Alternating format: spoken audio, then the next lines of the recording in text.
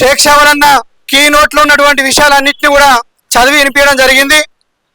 మీ అందరికి కూడా తెలుసు, జవహర్ నగర్ డంపింగ్ యార్డు ఏదైతే జిహెచ్ఎంసీ ఉందో రామ్కీ సంస్థతో చేసుకున్నటువంటి ఒప్పందాలు ఏవైతే ఉన్నాయో ఈ ఒప్పందాలను తుంగలో తొక్కి తన ఇష్టం వచ్చినటువంటి రీతిలో దాన్ని నిర్వహిస్తున్నటువంటి పరిస్థితి ఉన్నది.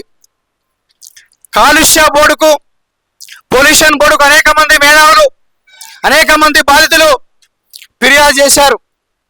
హైకోర్టుకు వెళ్ళారు, నేషనల్ ట్రిబ్యునల్కి వెళ్ళారు. ఎక్కడ ఫిర్యాదు చేసినా అన్ని సంస్థలు కూడా దీన్ని పర్యవేక్షిస్తున్నాయి, వాళ్ళు చేస్తున్నటువంటి లోపాలని చూస్తున్నాయి, నామినల్గా జరిమానాలు విధిస్తున్నాయి. అంటే రామ్కీ యాజమాన్యానికి ఉన్నటువంటి ధైర్యం ఏంటో మనకు అర్థం కావట్లే.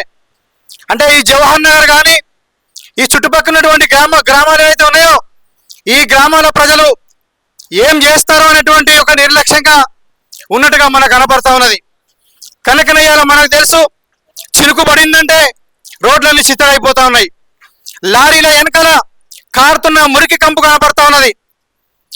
కుక్కలు, పందులు, చచ్చిపోయిన చర్మాలు రోడ్ల మీద ఏలాడుతున్నటువంటి పరిస్థితి కనబడతా ఉన్నది.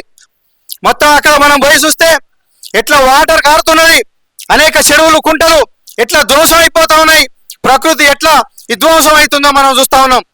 కనుక అనేక సంవత్సరాలు అయింది, మన 2017 వరకు అనేక పోరాటాలు చేశాం. అయినా ప్రభుత్వాలు అప్పుడున్నటువంటి టిఆర్ఎస్ ప్రభుత్వం వాళ్లకు పవర్ ప్లాంట్ కోసం అనుమతులు ఇచ్చింది.